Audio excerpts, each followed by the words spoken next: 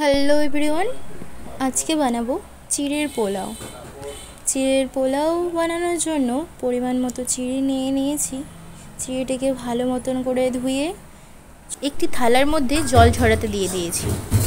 তারপর সিদ্ধ করে রাখা আলুগুলো পিস পিস করে কেটে নিলাম। আলুগুলো গোটা সিদ্ধ করেছিলাম। আর চিড়ের পোলাও বানাতে যে সমস্ত কিছু লাগবে সেগুলো এক জায়গায় করে নিয়েছি। একটি কড়াইয়ে তেল দিয়ে কিশমিশগুলো ভেজে নিলাম। তারপরে তেলের মধ্যে ফোড়ন দিয়ে দিলাম। এলাচ, লবঙ্গ, দারচিনি, গোলমরিচ এগুলোই ফোড়ন দিয়ে দিয়েছিলাম।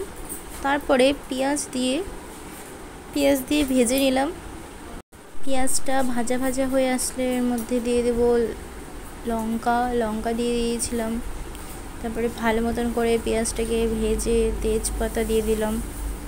এবারে হালকা ভেজে নিয়ে পেঁয়াজ আলুটিকে ভালো করে ভেজে নিয়ে এর মধ্যে দিয়ে দেবো লবণ, তারপরে হলুদ। একটু ভাজা ভাজা হয়ে আসলে তারপরে দিয়ে দেবো ওই চিড়েগুলো, যেগুলো শুকনো হয়ে গেছে, একেবারে ঝরঝরে হয়ে গেছে, যেহেতু জল ঝরিয়ে রেখেছিলাম। সেই চিড়েগুলো দিয়ে দিব। তারপরে এবার এটা ভালো মতন করে নাড়াচাড়া করতে হবে। এটার মধ্যে কোনো রকম জল দেব না, কারণ জল দিলে একদম আরও নরম হয়ে যাবে। তাই জল ছাড়া এটা হবে আর কি, যেহেতু চিড়েটা আগে থেকেই ধুয়ে রেখেছিলাম।